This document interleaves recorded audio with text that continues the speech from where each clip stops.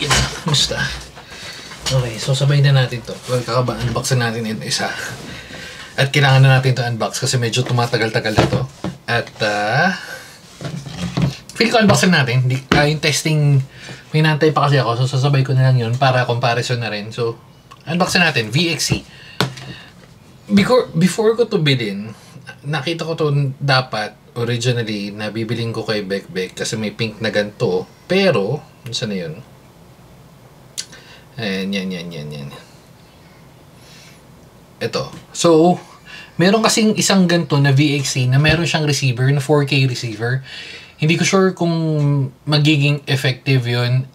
Kaya ito muna yung binili ko kasi una, gusto ko malaman kung sakto ba yung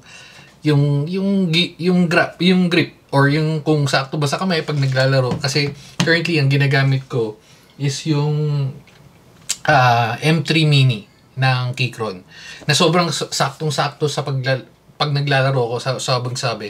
So, tingnan natin kung ganito at kung okay yun, bibili tayong receiver. Kung hindi, pass na lang. Kasi kung kasing laki lang to ng Logitech, yung Pro, yung gaming mouse nila, magaang naman. Hindi ko lang trip yung medyo mas malaki. So, anyway, buksan na natin. Yan. Tsaka medyo mahal yun eh. Parang nasa 2,000 yung receiver lang. Bibili ka pa ng separate. Tingnan natin kung goods. Medyo marami-rami na rin naman tayong mouse na nakatambak dyan. Ayan, nakikita nyo yun. Kaya, yun nga, hindi ko masyado trip yung medyo mas malaki-laki mouse. VXE. Nice. Saktong thumbnail na rin yan ah. Okay. Attack gear? Talaga? Okay, anyway. Bumukas na to. Or, nihila lang pala to. Nalalaglag ako sa pwesto ko. Excuse me, let. Yeah. Okay, going back dito. Buti tumigil na yung ulan ah. Okay. VXC Pro Max, yun pala.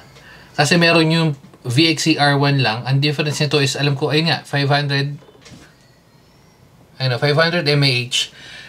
Although sa mouse, given yung mouse na ginagamit ko, halos tumatagal ng siguro mga 1 month.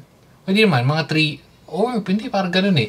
3 weeks to a month bago ako mag-charge. And then mag-charge lang ako ng more or less mga 1 oras. Sabi mo na 2 hours. Pero hindi ko naman na monitor yun kasi isasaksak ko lang. And then after nag-green or may notification na full bar na tatanggalin na natin. Yun lang. Kung gaano ka gaang, 54 grams. Ang alam ko ganun din yung bigat ng Logitech. Yung Logitech hindi ko na nagagamit kaya gusto ko munang testingin kung sakto ba to bago ko bumili ng mga receiver nila kasi baka hindi ko rin magamit. Anyway, so open na natin. Ang ganda ng box eh. Alauna, alas 2, wow. Okay. Ganda ng ng unboxing experience nila. Uy, ito yung mouse. Medyo malaki. Okay lang. Ano pang kasama sa unboxing niya? Meron siyang kasamang accessories, which is yung, I assume na kable. Uy, ganda ng kable. Oh, ganda ng kable. Oh! Ano pala to? Try. Hindi ko na-expect na try mode. Wired, ano pala to? Wireless pala to. Kala ko na lang. Okay, oo nga, ayun o. Bluetooth, 2.4 dongle. Para mag-switch sa Bluetooth mode, long press left, middle, right button sa pair. Okay. 4K, ito ba yung 4K polling rate? Pero kasi meron ng 8K polling rate eh, di ba? Wala. Ayun, ito, yung nakita ko ngayon. Ayun, 4K. 2K, 4K, okay. Pero yan, ito yung isang klase, yung normal, yung 250. Although tri-mode rin naman siya, wired 2.4 and Bluetooth. Pero yung binili natin, magkano ba difference? Ito kasi 1.4, mga 500. Feeling ko kung 500 lang naman difference, upgrade nyo na kasi wala nakalagay kung ilan to eh. Pero ito, nakalagay 125 to 4,000.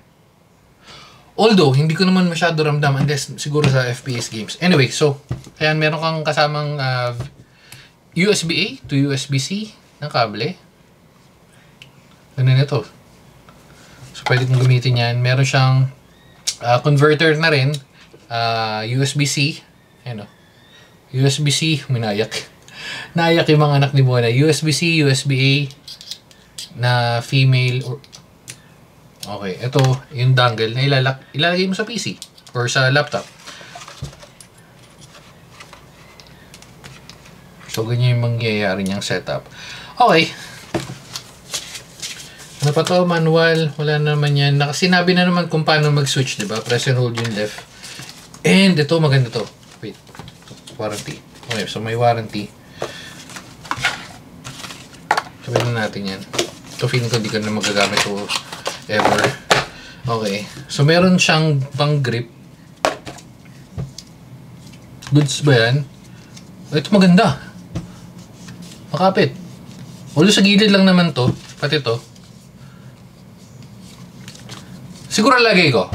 Para matesting lang. Kasi madalas naman hindi ako gumagamit ng ganyan. Pero for this one, baka. At punta na tayo sa mouse. Kamukha siya ng attack shark. Hindi ko alam yung model. X11 yata. Pero yung X11 kasi meron siyang yung docking station. So, pwede mong i-dock. Automatic mo i-charge. Pag gagamitin mo, tanggalin mo lang.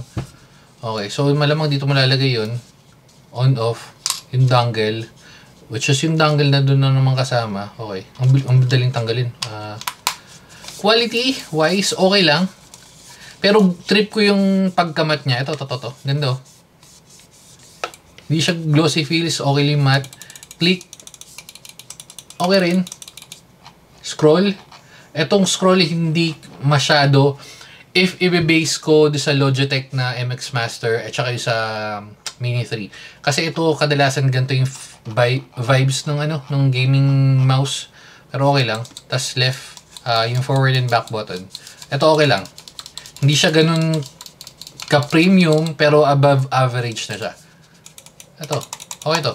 So, malamang ito yung indicator kung full charge na. Tapos, meron lang siyang onting design na VXCR1. Tapos, on, off. On. May battery. Oh, may battery. Saan to? Dongle. Okay. Yun lang. Swabe naman. Feeling ko okay na rin naman to. Pero medyo... Sige, itatry natin kasi itetesting ko to. Ikakabit natin to dito. Dito yun no? Pag ganito pala. Lagay natin. I-post na pero fast forward lang natin. Lagay natin to kung magiging mas okay ba yung itsura. Pero actually feel ko na tong ganito. Kasi ang ganda ng ano yun. Hindi, pero sige, lagay natin para baka mas maganda. So, pause lang natin tapos continue natin na naka-fast forward.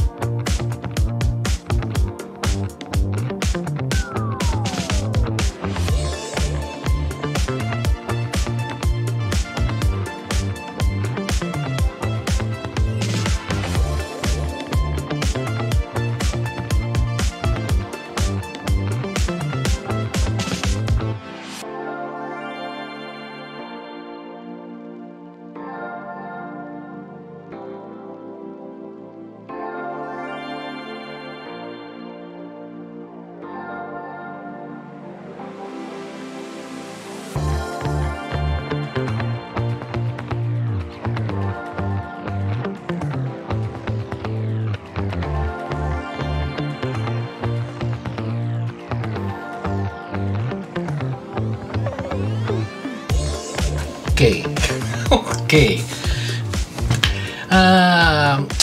Half-hearted ako. Mukhang maganda naman yung itsura niya. Mag-grip din naman siya. Pero sayang yung pagkamat nito. Ang ganda kasi nitong sa akin pagkamat.